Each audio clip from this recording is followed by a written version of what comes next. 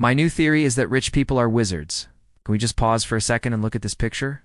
All these random things are happening. There's a guy running with his pants around his ankles. We all have an opinion on this one. While I personally love owning my home, but here's the truth. Rent pays for shelter. It's interest which can double your house costs, property taxes, repairs and maintenance, insurance, closing costs, HOA fees, utilities, and more. Renting lets them stay nimble while building their wealth elsewhere. Take Jeff Bezos, for example. He rented for years while building Amazon and was able to move fast when opportunities came up. First, REITs. REITs, or real estate investment trusts, allow you to invest in property without directly owning it. By buying shares of a REIT, you get exposure to real estate markets without the headaches of property management. Second, stocks. Stocks are a great way to diversify your portfolio and potentially earn good returns. With a wide range of companies to choose from, you can build a portfolio that aligns with your financial goals. Third, private equity or startups.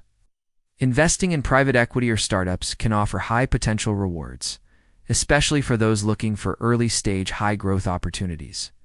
However, it's important to carefully evaluate these investments due to their higher risk. Lastly, cash-flowing rentals. While many wealthy people do own rental properties, they usually only do so if the numbers make sense.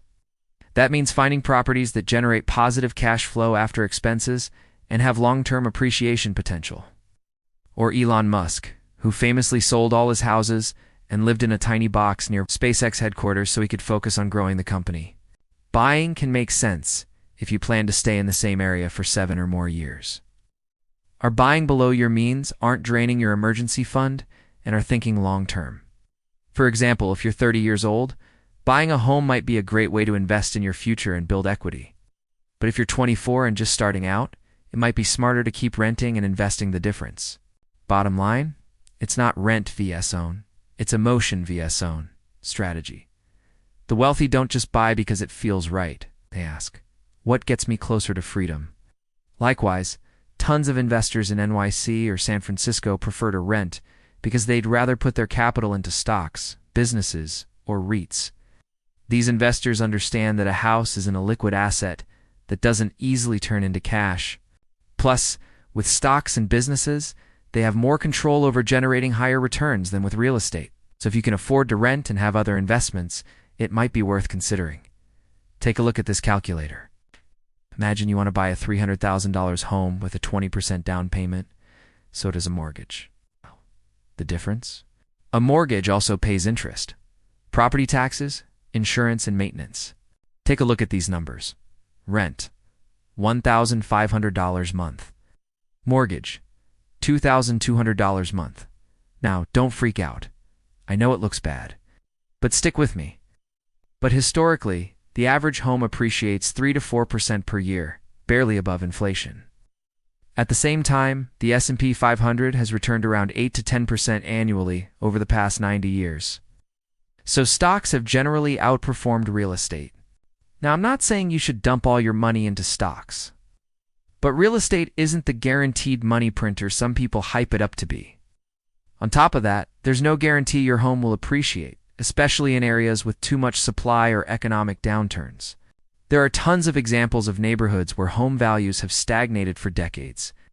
So be cautious about assuming that your home will automatically make you money. Only $400 of that mortgage goes to principal. The other $1,800 is going to banks, investors, landlords. You're still throwing away over $1,800 every month. Just now it's to the bank, not a landlord. And that's why so many homeowners are trapped. Think they're building equity, but they're actually building someone else's wealth. Instead, renting allows you to keep that money invested in stocks, crypto, starting a business, whatever works for you. And those investments could potentially grow your wealth much faster than paying off a mortgage.